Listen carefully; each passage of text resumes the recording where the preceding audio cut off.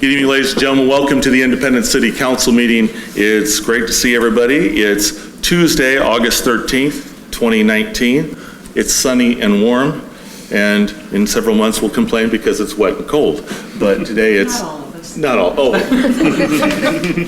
Well, with that, let the record show the council's all here and spunky. Glad to see everybody.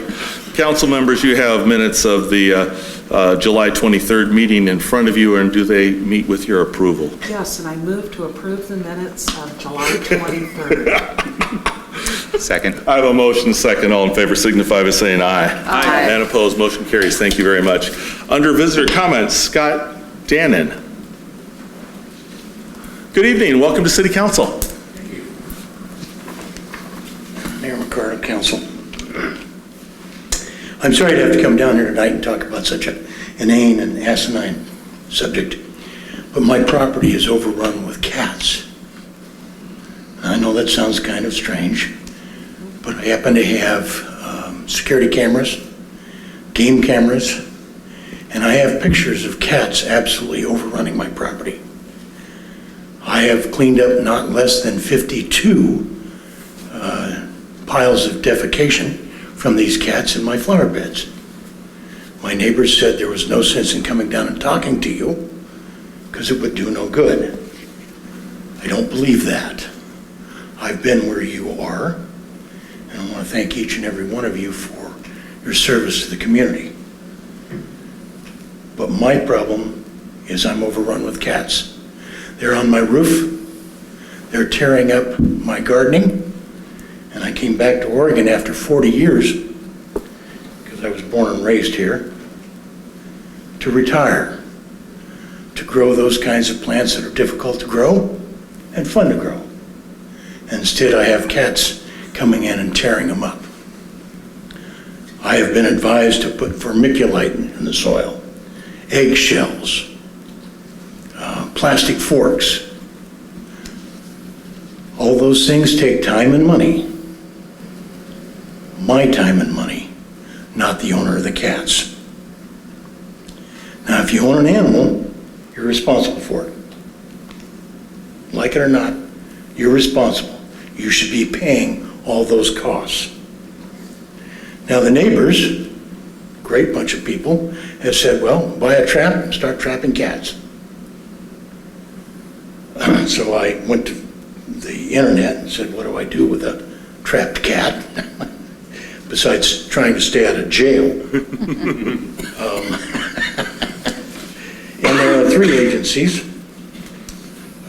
They are Willamette Humane Society, Friends of Felines, and Feral Cat Coalition. They neuter animals for free.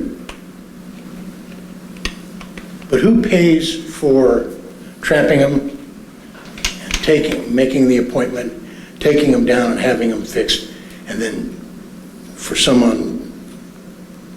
reason, if I do all that, I'm supposed to bring them back to my yard where I caught them.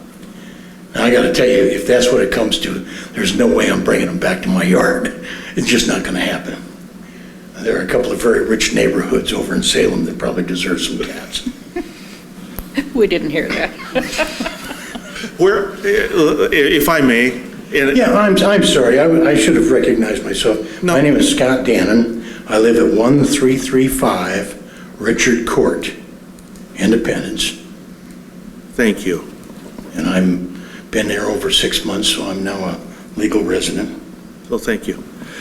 Now, go ahead. I wasn't trying to cut you off. Go ahead, please. Don't get me wrong. I have identified exactly where these cats go.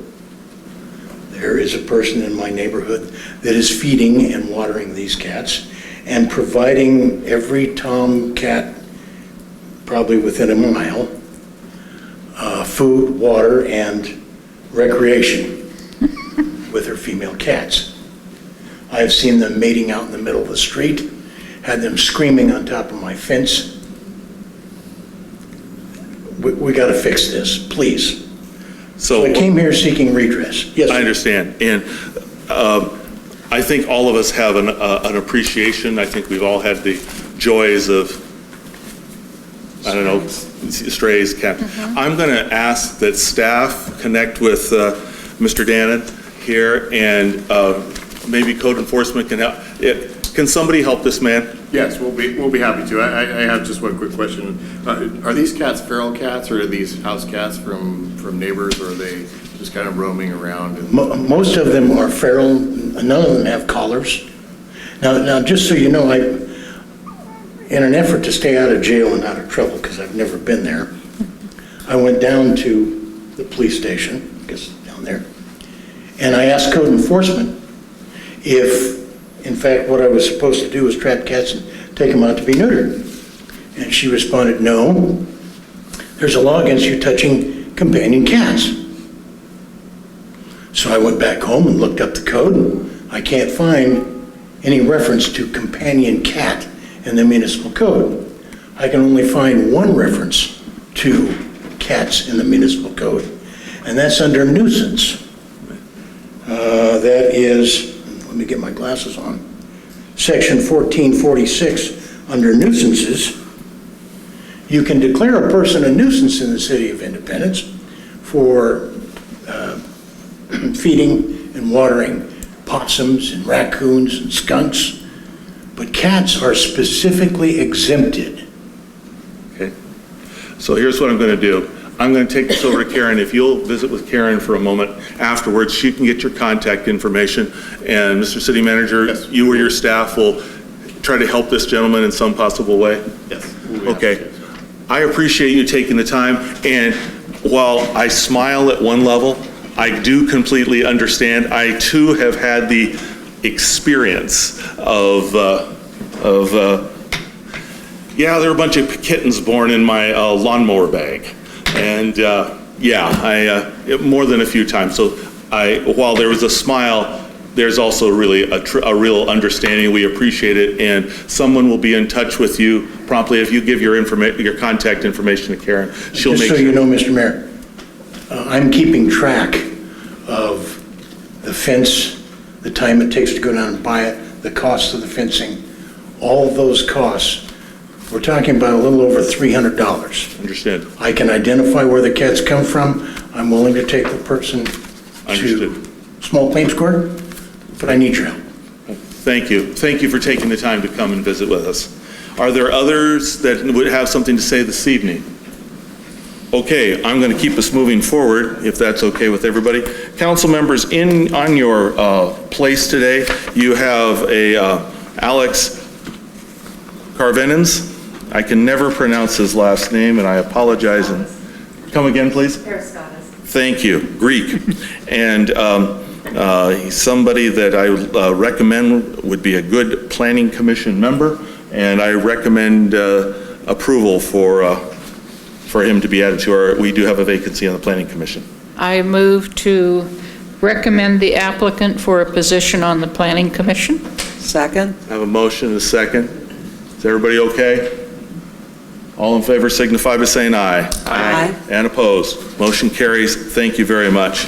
I do want to let folks know that I did last week attend the Oregon Mayors Association summer conference in Medford. There were some 60 to 80 mayors, I don't know. I made a couple of presentations. We had a very interesting tour of how they're dealing with some of their homeless issues in Medford, to the point that I brought some material back and shared with our city manager to share with the group trying to deal with these issues in our region. Medford is a city of 82,000 officially, but during the daytime they swell to 120. Their dynamics are a little different than us. But they're doing some good things that I think could be helpful in the whole region, and so did want you to know that that was being followed up on. Also visited with representatives of the Regional Solutions folks to talk to start working with Oregon Department of Transportation on rail crossings in our south part of a town. I don't, that's a big haul, and it's not just our community who has some challenges, it's some statewide issues. And so we have people who understand our issue and are we'll see where we can go from there, but I did want to let you folks know. There's lots of other micro details, but I just wanted to let you know that it's going forward. Mr. City Manager, I think it's your turn to visit with us.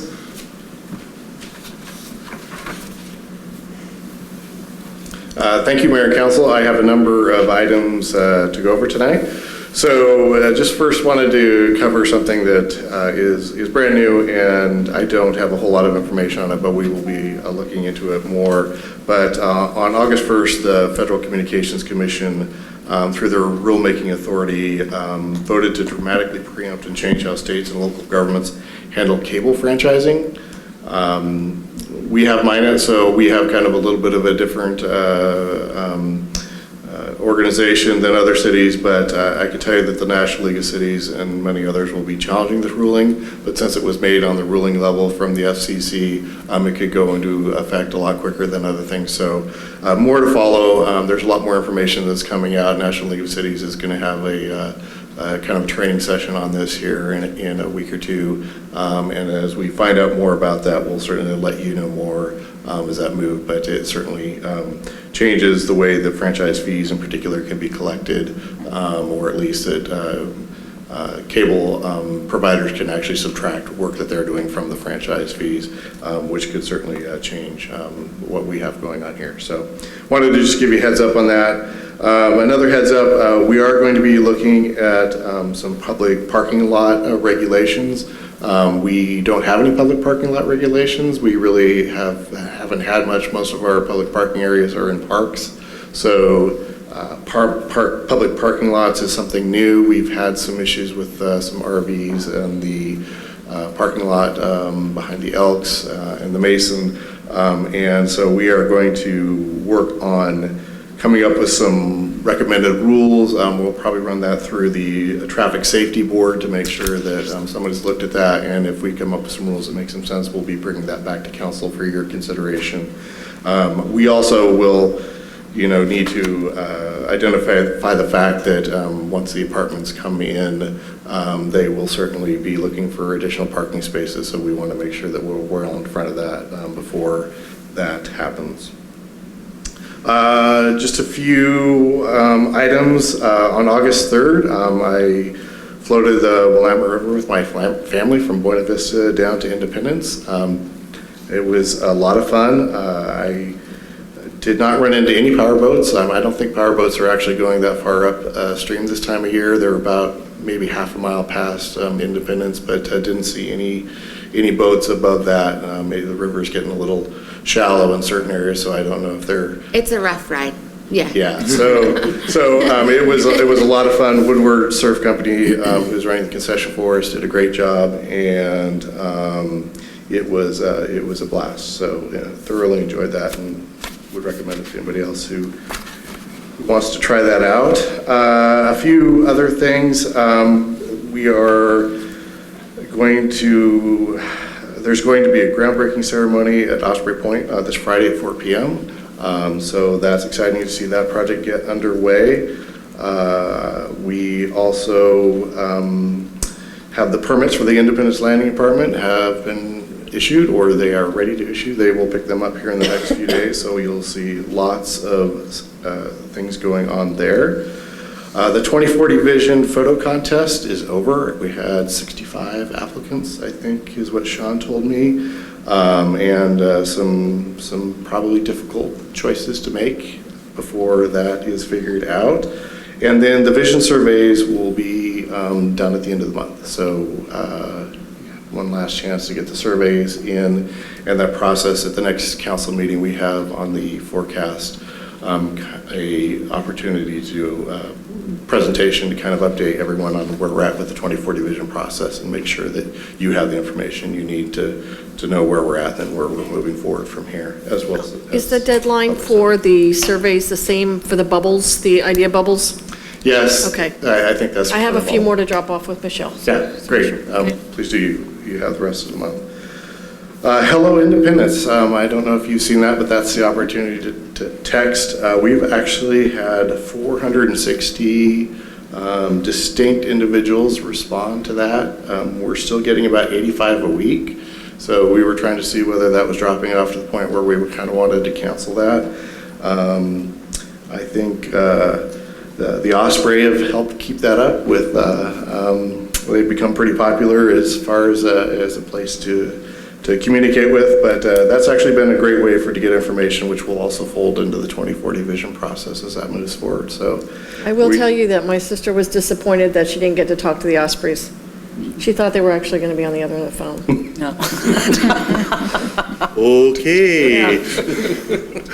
Thank you. we'll work on that one. Let's see here. We expect to release an RFP for Lot 7 next week. Council approved the disposition of that project, and we're going to put that out for RFP. We're getting close to getting that wrapped up, so that should go out next week. And then we are also working on a RFP for running the event center, helping the city running the event center, and we'll be probably putting that out in the next week or two as well. Finally, I am going to be on vacation from August 28th through October 10th. I'll appoint somebody since I'm going to be in Hawaii and not available. I'm going to try to unplug for a period of time and spend some time with my family. But if you have any questions for me before then, please ask, and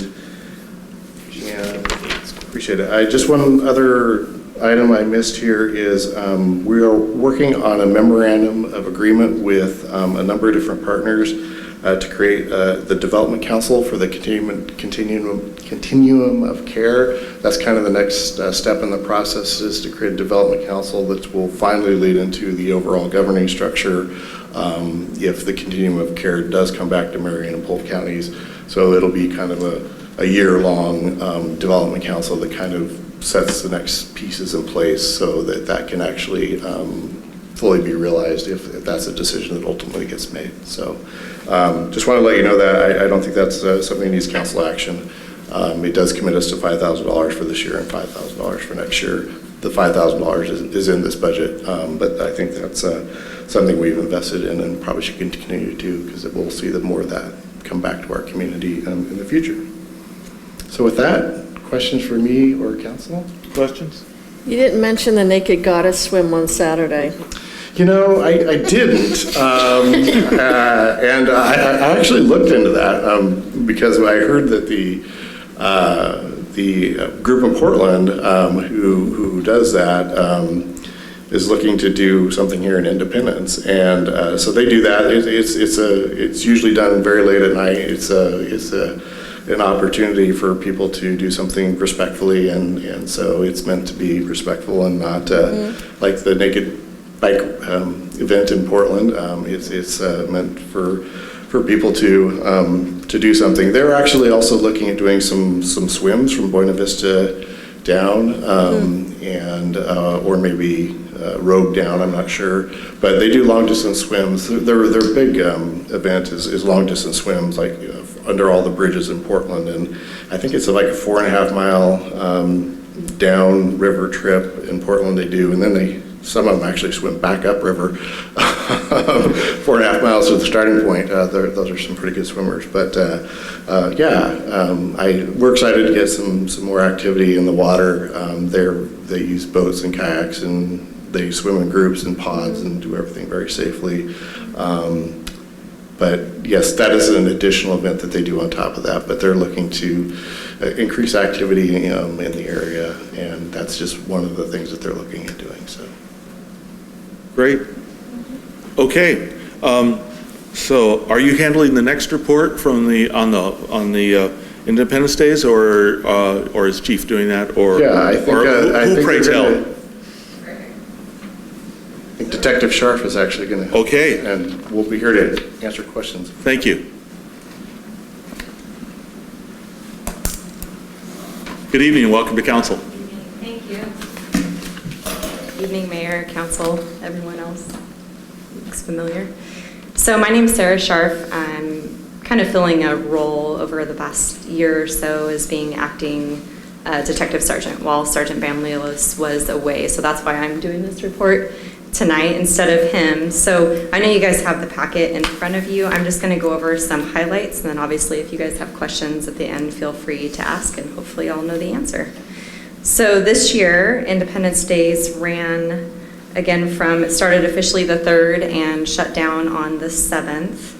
Again, like last year, we relied a lot on volunteer service. So whether that was volunteers within our own community, outside of our community, we had several people from CERT, Yamhill County cadets, lots and lots of people. And I'm going to go over what I think are important statistics, but just to kind of preface that we did have a lot of our own people working, but a lot of other police and non-sworn police agencies helped as well. So to start here, as I mentioned numbers, we had a total of 40 law enforcement personnel and actually provided over 626 hours of park security and traffic control for roughly 23,000 people. And of course, this is for the entire event is what I'm going off of these numbers. And then law enforcement personnel was supplemented with 15 private security officers who provided 293 hours of service. So again, last year we used private security, that's crowd management security, and we used them again this year and had really good results. And they continue to help us with events in the park over the summer. You'll see them around for movies in the park, music in the park, those such things. You can see here there's a breakdown of independent staff, who's armed, who's unarmed. I'm not going to bore you with reading each and every stat here, but you can see kind of the breakdown of who was with which agency and how many people were provided by those respective agencies. So kind of like last year, the busiest days in the park, of course, were the fireworks nights, being the 4th and the 6th. We saw that again this year. And then I'm just going to flash forward, we can go back to it on the last page.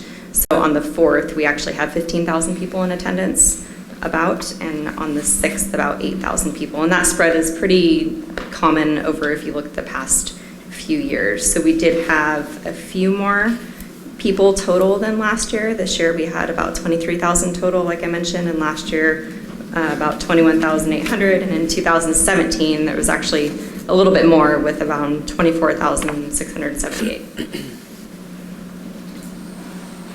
So I'm just going to hit briefly on traffic control during the parade. Again, like last year, this was primarily staffed with assistance from Polk County Search and Rescue, CERT, and then we had kind of various volunteers to include our IPD chaplain and a huge support from Independence Public Works. But again, the vast majority of staff specifically for the parade were volunteers who have helped in the past, which is beneficial to us because they know what they're doing, and a lot of them are not costing us any money, which of course is good.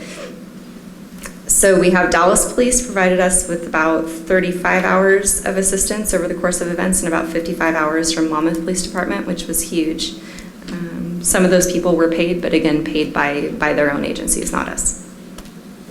I did go through and just do a breakdown of kind of the highlights of incidents that happened in the park. You know, I wouldn't say there was anything that I would call significant. We had kind of the typical things you see with crowds and that type of activity. So you see there's a verbal dispute on number 1 there, number 2, a couple of minor possession of marijuana.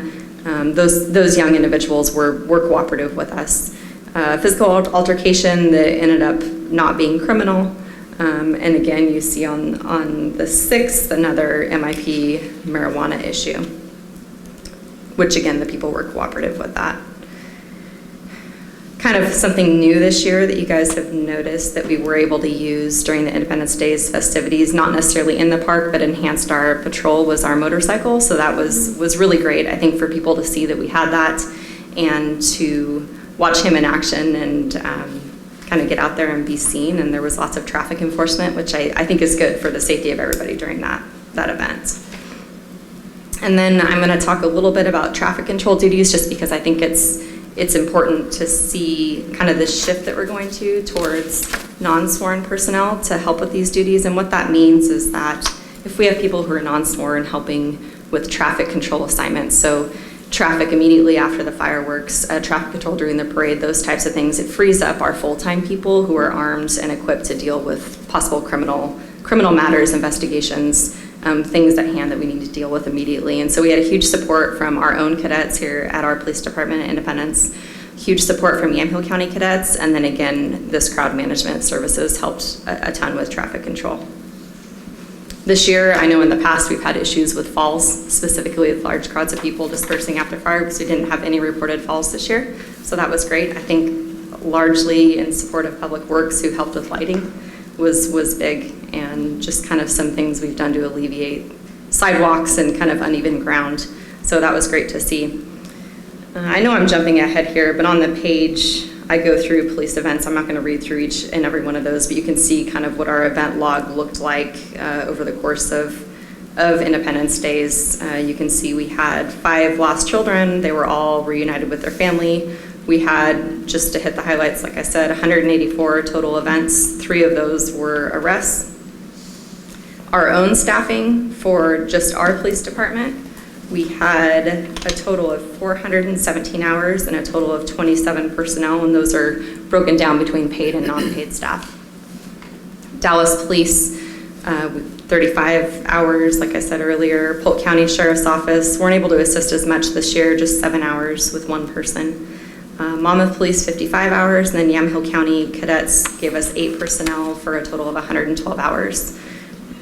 And so total law enforcement hours, 626. Crowd management services, 293 hours. Polk County Search and Rescue, 12.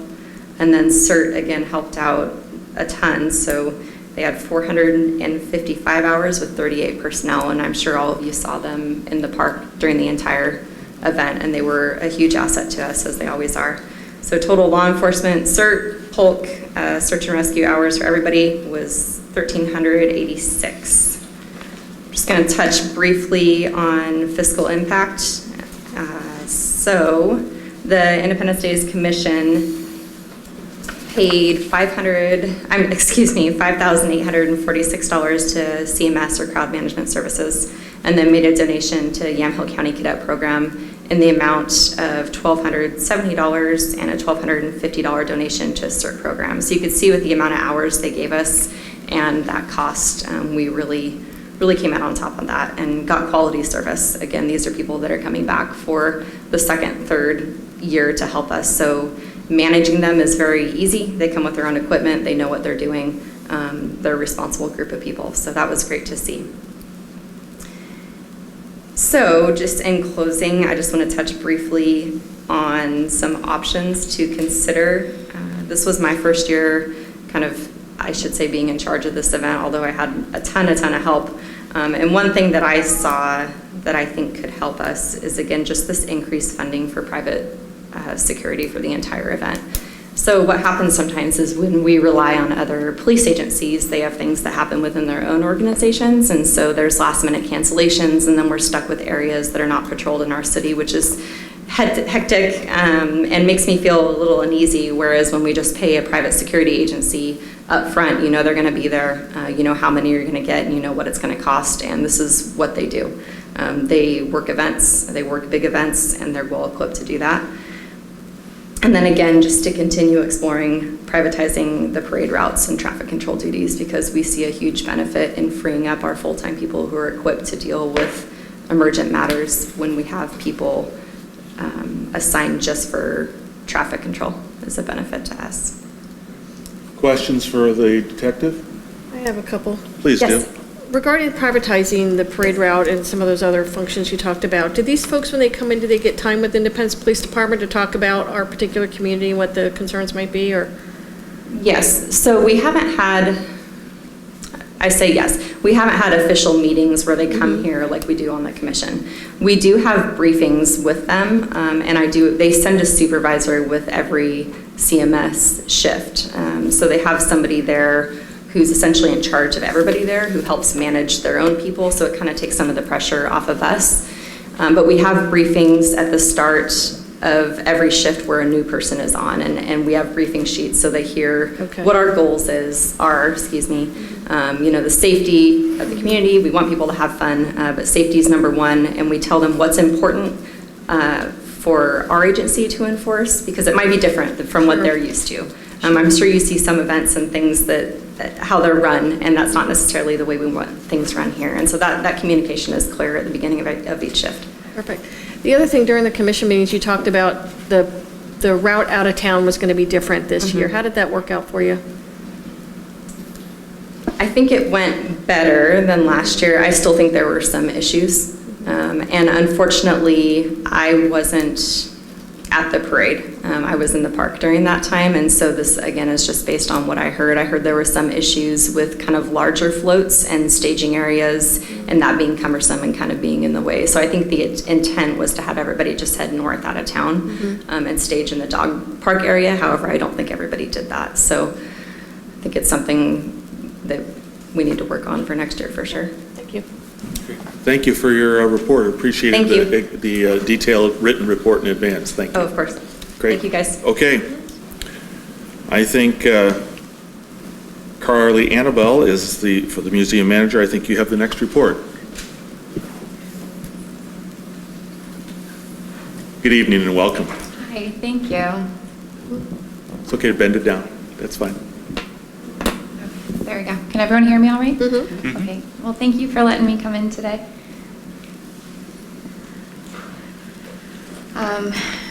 But yes, for those of you that I haven't met, my name is Carly Annabelle. I'm the museum manager here in Independence for the Heritage Museum. And I kind of wanted to give the City Council an update on what's been going on at the museum and what we're trying to accomplish in the near future. There we go. So I always like to start talking about the museum by highlighting the mission, because everything that we do at the end of the day comes back to this mission, and it's to collect and share the natural history and diverse cultural heritage of the river community of Independence. So museums over time, between probably when your parents or your grandparents knew museums to now, it's changed a lot. The idea that a museum is a place that you go, you look at historical items, there might be some information next to it, that concept has really changed. The idea that you go to a museum just because history is important doesn't really resonate with people today, and especially with millennials. So the way that museums nationally have been kind of shifting in the most successful manner has been making museums more of a hub for the community than necessarily that place that you go and you look at history. And that doesn't mean that that's not part of what they do, but at the end of the day, we're trying to constantly figure out ways that we can engage and connect with the community where they are in whichever way is easiest for them.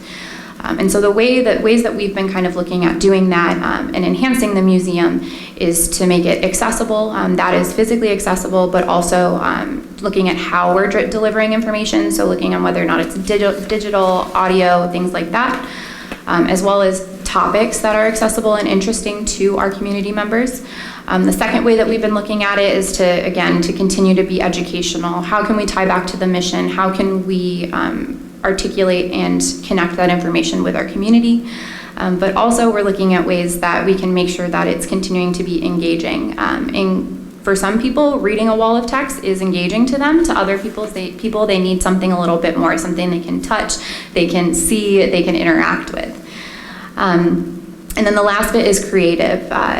Museums have to look outside of the normal historical context. They need to look and figure out ways, again, to be creative that they can engage with their communities. And that might mean partnering with an organization that you might not necessarily think partnering of, things like working with paranormal groups, but also looking at creative ways that you can use the space and you can draw people in. So for the 2018-2019 year, we have a handful of museum goals, and the first one being one new exhibit. A lot of times people think when you're putting a new exhibit in a museum that you're really just taking something from the collection and again adding that text and that context, but it's a lot more than that. Our database and the way that our collection is put together is complicated, and to be able to do that research, to have the community outreach, to look at different ways that you can put information together so that it's successful at articulating that intent to the community, it's a little bit more than that. So we're looking to do one brand new exhibit by the end of this year. We're also looking to do 3 exhibit refreshes, and when I say refreshes, it's not really a technical term. It's just, I think, the best way to kind of explain that we're taking exhibits that have already existed, like our blacksmith exhibit, and we're looking at that exhibit and that content and trying to figure out, okay, so what can we do to make this new and different?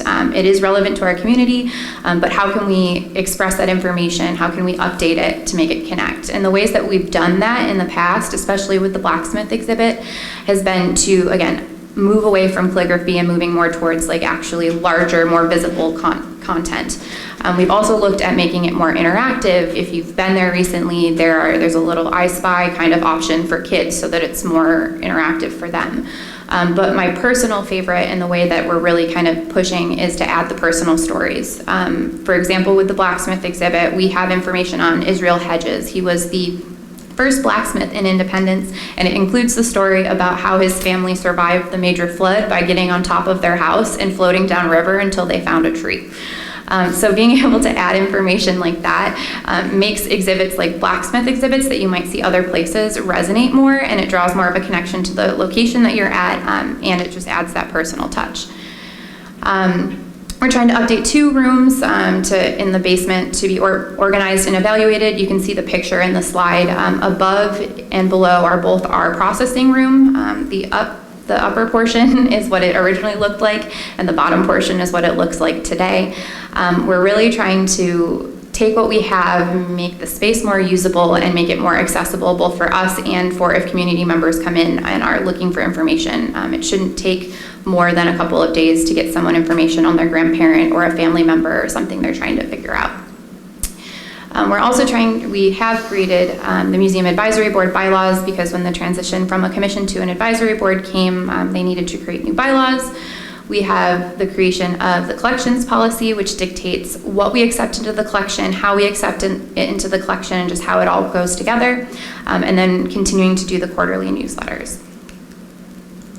So what have we accomplished so far?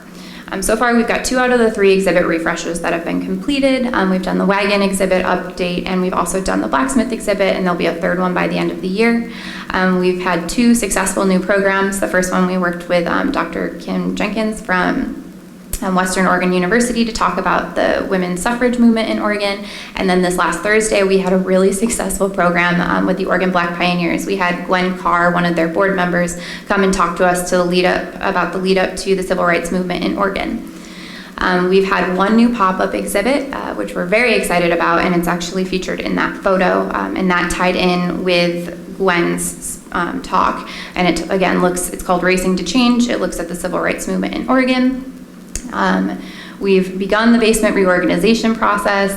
We've finished the advisory board bylaws and the collections policy, which should go before you guys next meeting. So we've gotten pretty far along that laundry list of things that we're trying to do this year. So where are we trying to go? That's the part that I get really excited about. And right now we're in year 1. I also call it phase 1 occasionally. And the big thing we're trying to do in year 1 is to talk about internal improvements. We'll get people who will come in and say either that they didn't know that Independence had a museum or they hadn't been here since they were in 4th grade. And we've gotten a lot more people coming in, especially with our programming that we've been working on with the Veteran of the Month event that we do the 3rd Saturday of every month, with these presentations, with some of the media coverage that we've been lucky enough to get. We've gotten a lot more people through the doors who are really excited about it. But what I want to make sure is that, or what we want to make sure is that when people get there, that it looks different than the last time that they were there. There needs to be change and updates in order to maintain relevancy with visitors. So the way that we're trying to make those internal improvements are by improving policy and procedure, updating our exhibits, refreshing exhibits, and then also doing the collections management updates. For year 2, what we're trying to do there is we're working primarily on community programming and tourism focus. We're trying to move in the direction of doing more temporary exhibits, getting more people through the door again more frequently, more repeat visitors. We want to kind of capitalize on the tourism and the increase in visitors to Independence, especially with the hotel. With the hotel and with the increase in population locally, I think making sure that people who have lived in our community their entire lives, but also people who are coming from out of town or are new to the community, the museum is important to give them context to the community that they're walking into. So being able to connect that to the tourism and the increase in visitors by putting the history where people are. We've been trying to get grant funding to be able to get interpretive panels to go along the Riverwalk path. I think there's a lot of really cool things there. Specifically, I'm most excited about the possibility of putting an interpretive panel down by the athletic fields. during the peak of the HOP era or in Independence, that was a migrant labor camp. That was where people would stay. I mean, there were hundreds of people that lived there. Some people got married there. There were many stores. It was an entire different tiny economy that was right there. And people don't always get that when you're looking at athletic fields and a boat launch. And I think it's important to take that kind of history and to put it in the space that it happened. So we're trying to work on that and updating some of the other historical panels that we have going on in Independence. We want to also increase speakers as well as just general speaking engagements for the museum.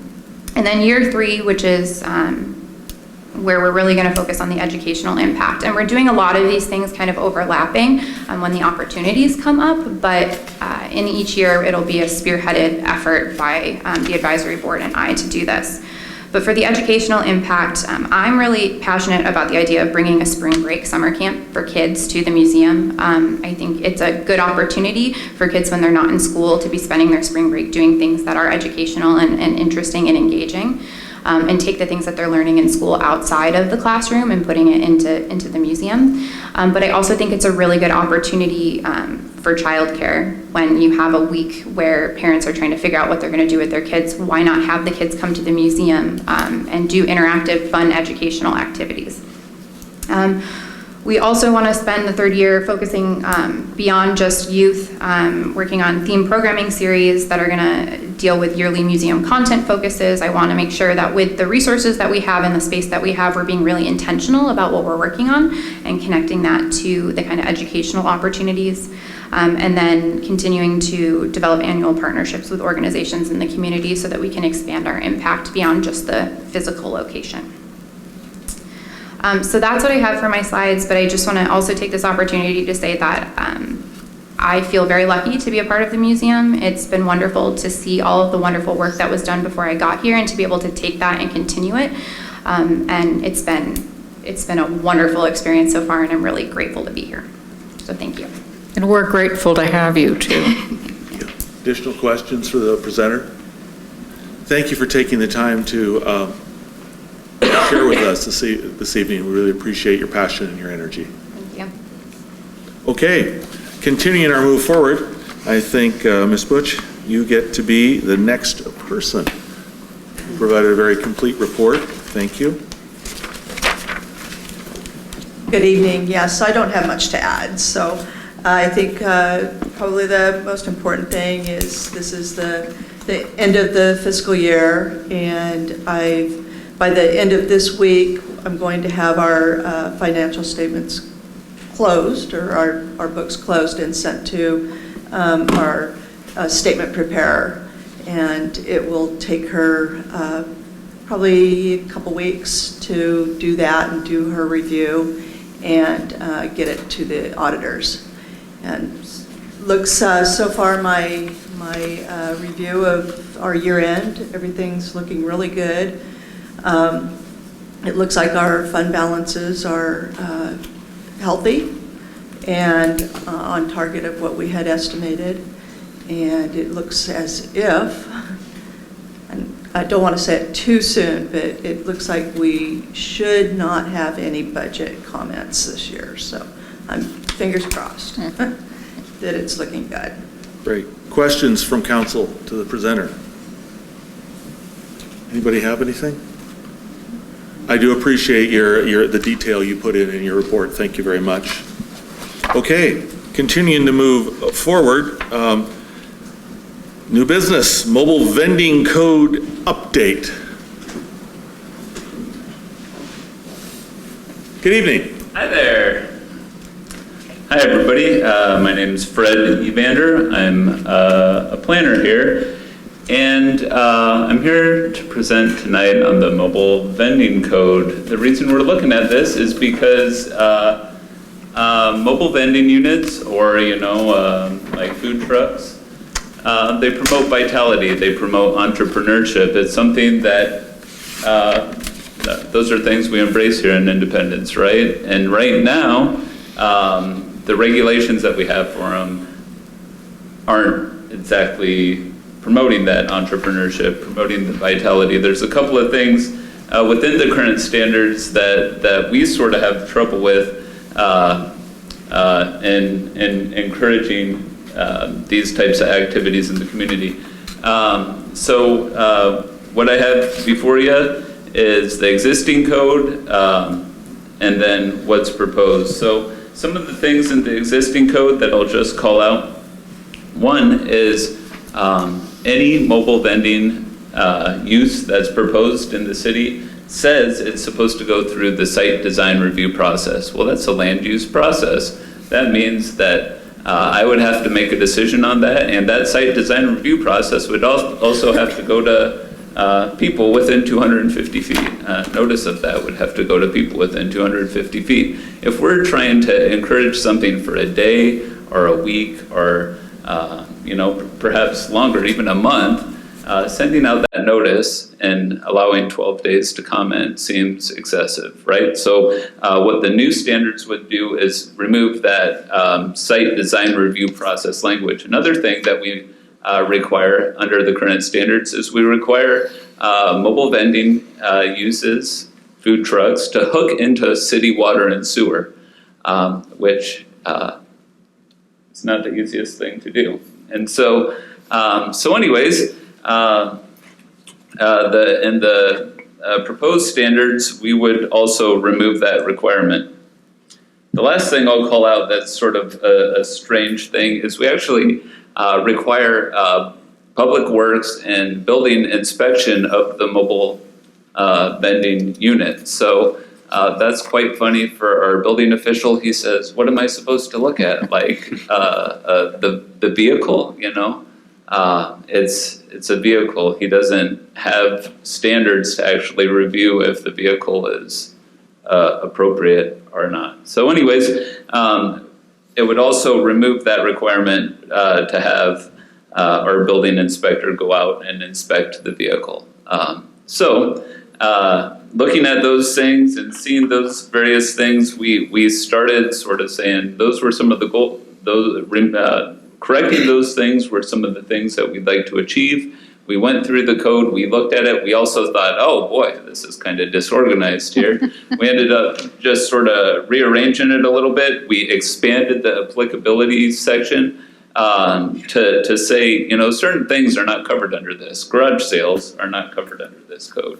If you're doing a mobile vendor as part of a city organized function, you don't need to go through this code as part of that too. So, and you'll see those things there. We also, and then also we put all the standards in one place. And we added a couple that we thought made sense. One was sufficient parking. If you're doing this someplace and there's no parking, if it's wherever it might be, parking should be something that we should consider. So we put standards for sufficient parking in there too. We also put in the requirement that a drive-through is not allowed for a food truck. That made sense. We also expanded the requirements of what we expect for applications. So if somebody's submitting an application, this is what we would like to achieve, what we'd like to see in it. You will see that in section 8, 421 in the proposed code. And then lastly, we just said we combined all the conditions for the permit. So each permit is only for a year. You can't transfer it, all that sort of stuff. So in short, that's what we're trying to do with the mobile vending code. Simplify it. Get rid of some of those things that don't quite make sense when we're trying to promote the vitality, the entrepreneurship like we are. Are there any questions? Questions for the presenter? Please. Actually, I have several. I was hoping that you would have questions. And I know how much Fred likes to go through code, and so let's talk about that. So the first part, let's see, in the section where you're talking about the things that are exempt from this. Yeah. One of the things I had a question about was Christmas tree stands. Yeah. I wasn't sure where that would fit. I mean, they're kind of agricultural products, but their sale usually extends longer than 7 days. Yeah, we talked about Christmas tree stands, didn't we, Karen? And no more, I think that a Christmas tree stand would be subject to this, yes.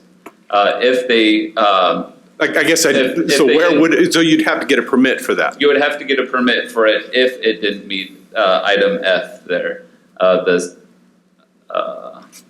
Well, I guess is that I don't know. We'll look into that a little more. The only thing about item F is it's just, it's a 7-day limit, and Right. usually Christmas tree stands are open for Right, 2 or 3 yeah, weeks. And I would say that, This one right here, the very. yeah, Yes, That's for consumables. Right. Some things you eat. You don't- right, well, you consume a Christmas tree, you don't eat it, but you consume it. right. So parts are edible? I take that back. I take that back. So yeah, Christmas tree stands we would anticipate are part of these standards would be subject to that. And they currently are too, also. Okay. Do we actually enforce that? I didn't know we did. Oh, okay.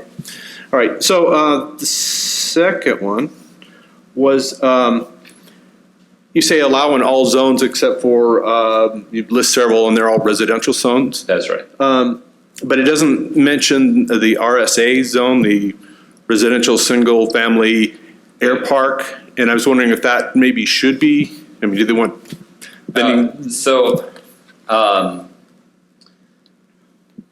Okay, that's a great question. What my argument would be is the RSA zone is the overlay zone, so it is above the RS zone. The standards of the RS zone apply to that zone already. Okay, so it's not a separate zone. It's not a separate zone. What Okay. essentially it is the RS zone, and then the RSA zone is sort of the overlay on top All right, of that. okay, all right, that makes sense then. And then, so, you talk about, you have to have a separate application required for each mobile vending business. If a vending business has multiple food trucks or whatever, is that one application or is it for each truck or? You know, that's a good question. I would have to relook at exactly what that said. Where are you saying that? Section 8, 421, under application. It's, where is it? I don't know. B, Yeah, no, wait, if I can get some of this stuff out of the way.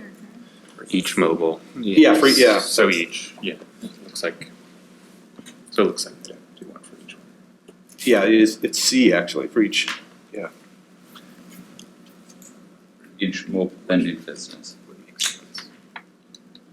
And I don't think it matters to me, it's just, I just want to make sure it's clear. Yeah, I appreciate that. Perhaps it would be clear if it said for each mobile vending device. Per Yeah. unit. Yeah, Perhaps. or even each unit. yeah. I don't think we have a lot of fleet vendors yet. Probably not. That could- Yeah. It could happen. Yeah, That's right. Yeah. And then, section 8, 422, it talks about, I think it says you get a, I don't remember which one, you can get a vendor's permit for 1 year, but is that just for the site where that vehicle goes? Do they have to get a new permit if they move sites, or or for example, a food truck that might spend Monday, Wednesday, and Friday in one area and Tuesday, Thursday, Saturday in another area, is that Right. multiple permits or? What I would anticipate is if that's their building, or if that's their plan to come in and do that I would hope that they would specify that in the application. Okay, so And that'd be then it right in would the be good. application. And then, so then if they start moving around, then they're basically in violation of their, Right, Okay. right, because they never specified that they were gonna be at this Okay. other location, so. and then in section 8, 425, under appeals, in the middle of that paragraph, it says appeals must be filed within 30 days of the decision on the permit. To me, that, I'm not clear on that. Is that when the permit is issued, when the permit has been found in violation or is rescinded or? Yeah, so where that's, the situation,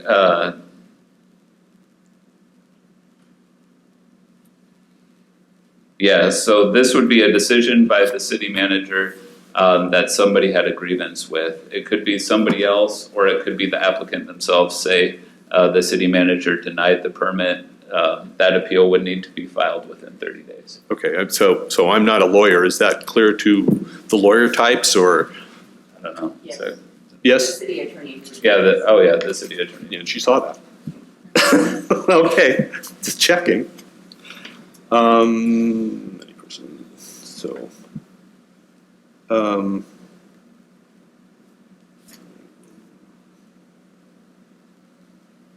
Oh, so then can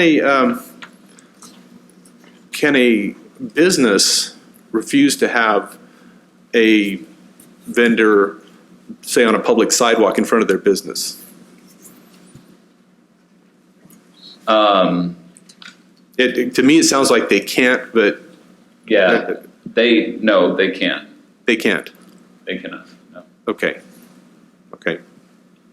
There are location requirements, so I mean, the business would have to meet certain location requirements. It couldn't like completely block off the sidewalk to a business, for instance. Right. There needs to, that's all Yeah. kind of put in there, but, okay. Yeah. But if maybe for some reason they don't support that business or it's a competitor or, Right, and it's interesting, when you look at 8426, it's something that's in the code right now. It's unlawful for any person to solicit or demand any pecuniary, how do you say that, benefit? From any vendor in return for the vendor locating a mobile device on any public sidewalk or street in front of their. that's kind of what made me think of it. It's like, Yeah. so can they refuse to have that business there? Yeah. Okay. Yeah. Okay. That's my questions. Well, I have one to follow up on the Christmas tree issue. If we have a bunch of youth groups who sell Christmas trees, and if they're doing it on the private property, for instance, there's often a sale at the hardware store on 16th and Monmouth Street. If they're selling with permission on that particular piece of property, do they need to have a permit? Yeah. Okay. Additional questions? Okay. Anybody like to make comment or action or discussion or, Yes. please do. I move to read the proposed ordinance, Council Bill 2019-02, an ordinance repealing and replacing Independence Municipal Code, Chapter 8, Businesses, Article 11, Mobile Vending Devices, and declaring an effective date in full as the text is contained in the council packet for the first time. Have a motion? Second. Second, discussion? All in favor signify by saying aye. Aye. And opposed, motion carries. An ordinance repealing and replacing Independence Municipal Code, Chapter 8, Businesses, Article 11, Mobile Vending Devices, and declaring an effective date. Okay, please. I move to read the proposed ordinance, Council Bill 2019-02, for the second time by title only. Motion, I'll second.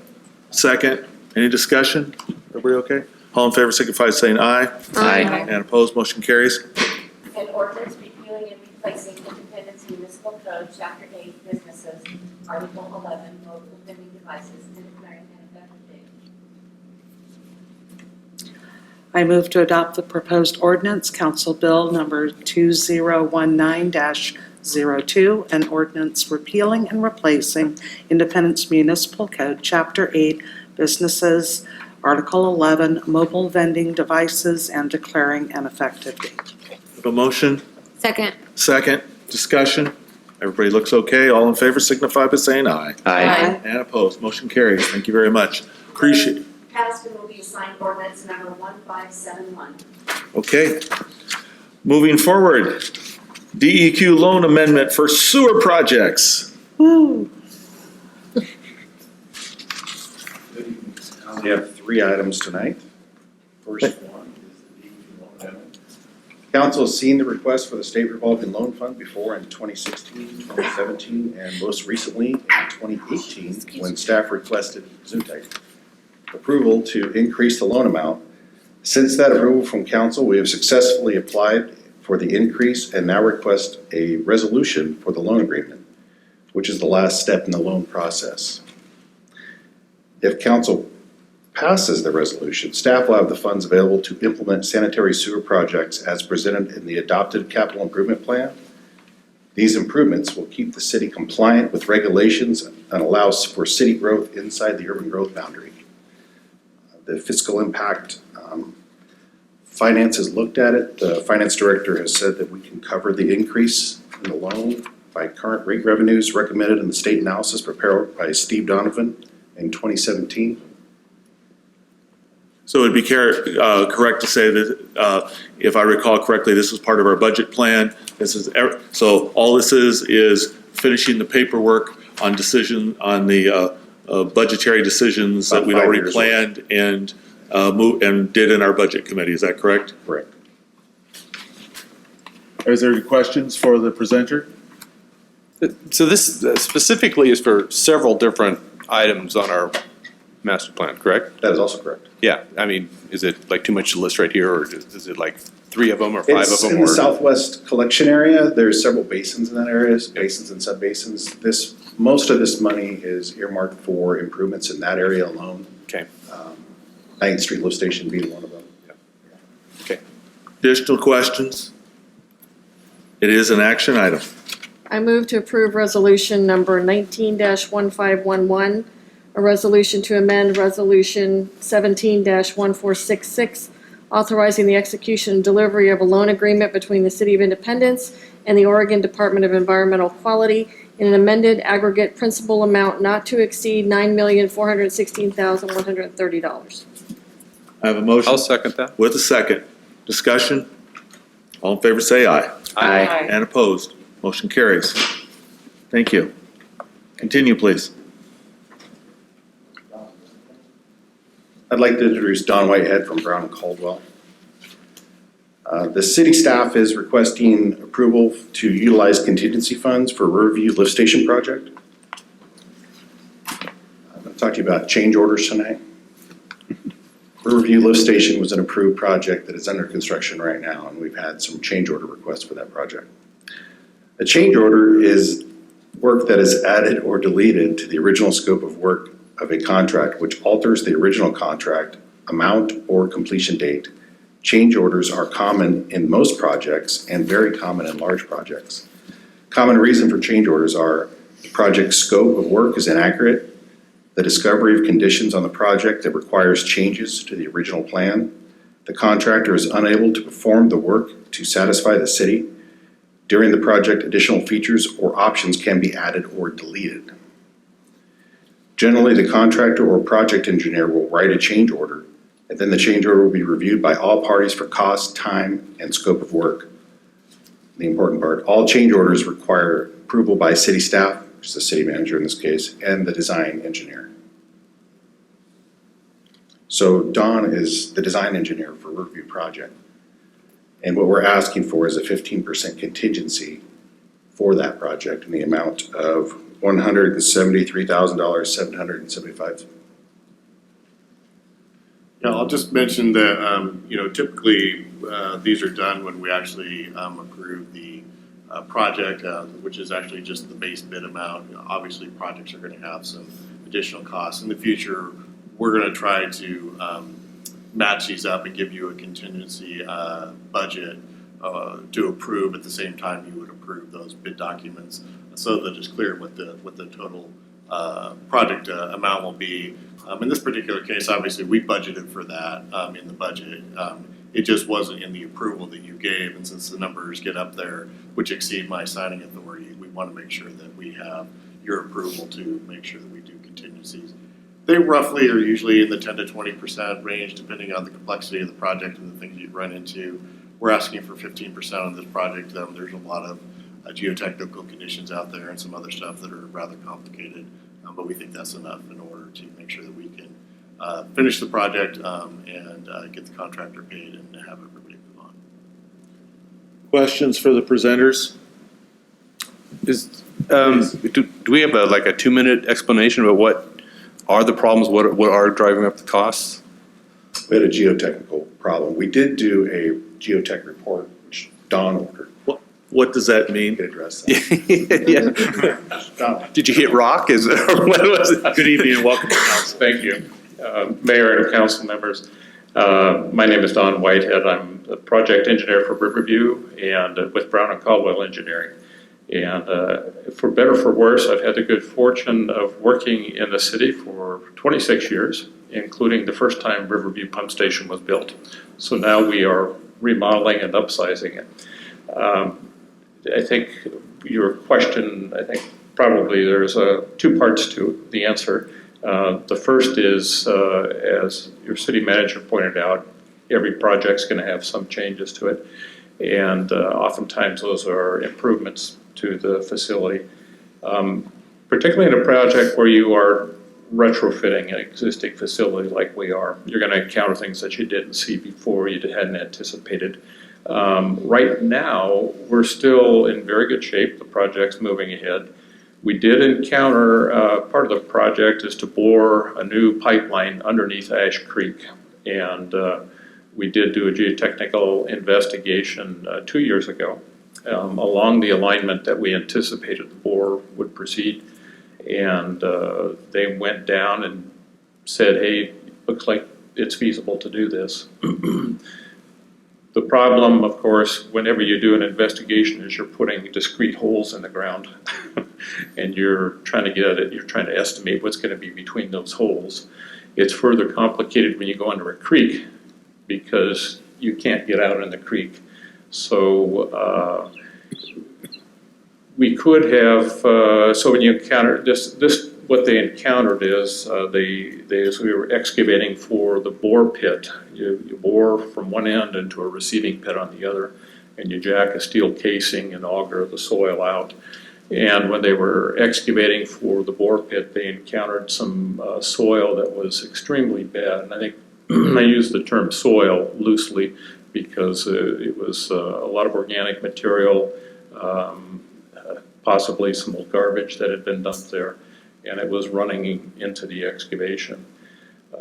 So when you encounter something like that, it falls into that category of unforeseen site conditions or differing site conditions. And in this case, then of course, you want to look at it and say, okay, could we have done additional investigation that would have identified it?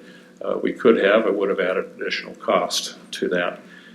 Second question is, if we had done that investigation, would we have saved any money? Would there be a different approach to it? And in this case, the answer is no. We would have dug down exactly what we did, go deeper to get under that layer. They had to shore it up, and then they bored under the creek successfully. And then the third question is, was there additional cost with doing that? And that gets into how was the change managed? And I would say in this circumstance, from my experience, city staff, the construction contractor handled it exceptionally well. The problem occurred on a Friday evening. They stayed late. They came up with a solution. Contractor worked on the weekend. Monday, we had an estimate of what it would take. Tuesday, we sat down and said, let's look at really what is your staffing level and what are your costs, and that came down significantly. And I think that we, in this circumstance, we ended up with cost that is still well below the, I think the final numbers will come in and we're going to be in the order of about 4% of the original bid. And so there's still quite a bit of room there to anything that might come up. So long-winded answer, but I think, there really are three parts to that. What could you have done to anticipate it? Would it have changed the solution? And how did you manage the change? And again, I want to commend staff and the construction contractor for the way they managed that. Good. That answers the question or raises others. Additional questions? Okay, this is an action item, please. I move to authorize staff to utilize contingency funds from the state revolving loan in the amount of $173,775 to support the construction of the Riverview Lift Station project. I have a motion second. Discussion? Everybody okay? Really appreciate you coming and giving a detailed explanation. That was helpful. I thank you very much. All in favor signify by saying aye. Aye. And opposed, motion carries. May I ask a Please question do. about the project, which is not part of the agenda? But how soon do you think the riverbank will be replanted? We are shooting for October. We're working with Lucky on that, actually. Okay. Okay. I think you have a third item for us. I do. Please do. The city is being asked to accept donated property consisting of 2 tax lots located in Quail Crossing subdivision. This property is a stormwater facility and open space and an easement to Bonneville Power Administration. The donated properties consist of 2 tax lots, both of which are within the BPA power easement. I believe I supplied a map, and they are the 2 tax lots in green. The northern lot contains open space. During development of a new subdivision to the west of North Gun Club Road, which is Quail Crossing, a stormwater detention facility or open pond was constructed in the southern lot to serve the new housing. The contractor is requesting that the city accept the stormwater facility and open space. It is staff's hope that in the future, these properties could be incorporated into the city's trail system and/or connectivity plans. The city had a title report performed. There were no encumbrances on the property. The fiscal impact is it's basically more We got to mow it. ground for public works to maintain. Yeah. But the upside of that is we might be able to add that into some other inventory of the park system. This is the normal kind of thing that happens with property under BPA lines and things like that, I assume. Yeah, and it's undevelopable, so the odds are even if the city didn't accept it, if the taxes don't get paid, the county takes it, and then we end up with it. It's field. Yeah, I just want to make a quick comment on, the proposed trail. I mean, we're not proposing to put a trail on that property now or even anytime in the near future. One of the nice things about doing the transportation system plan is we're going to be taking a look at all modes of transportation and figure out where the best connectivity points are. We kind of went back and took a look at what the options were, at least from the last recommendation. There's actually another power easement to the east of this, which was the recommendation for kind of connectivity in this area in the north and south direction. So there's nothing imminent coming up. It's just something that whenever you obtain an easement, there's a possibility of doing something. And we'll certainly go through the formal process of evaluating that transportation system plan. And then if something does ever come to fruition, there'll be a lot of public outreach and comments and looking at how that might happen or not happen in the future. Great. Additional questions? Full disclosure, I live on the street that transects those 2 lots. My only question is there going to be any signage posted saying this is now city property? The reason why I ask is, even though I have been on the Public Works tour and I consider myself really smart now, I would have never known that was an easement to the Bonneville Electric thing, and I would have never known that there were any sewer lines or any kind of sewer system in there. So I think most of the residents in that subdivision probably think that's development property, and they expect a house to go up there. And if that's not the case, I think maybe some signage might help. That's a great comment. And actually, I think when we take over both lots, we'll definitely sign the storm facility, and I'll put that on my radar for the open property as well. Thank you. Nice touch. If there's no additional comments, this is an action item, please. I move to accept the donation of the 2 tax lots, tax lot 842 OBD 3700 and 3800, and the stormwater detention facility land within the Quail Crossing subdivision. I have a Second. motion. Second down there with additional discussion. All in favor signify by saying aye. Aye. And opposed? Motion carries. Thank you very much. Appreciate that. We're going to do council announcements, and I have executive session material to read. So let's do, there are people in the audience. Anybody have any council announcements to make? I have something. Please do. I wanted to thank Kai, actually, for taking us on the tour, 2 weeks ago. That was great. I know a lot more about lift stations now and alarms, too, so. That's great. Anything else? Yes, I wanted to thank those folks in the community who have volunteered to help with the Ghost Walk, including our mayor.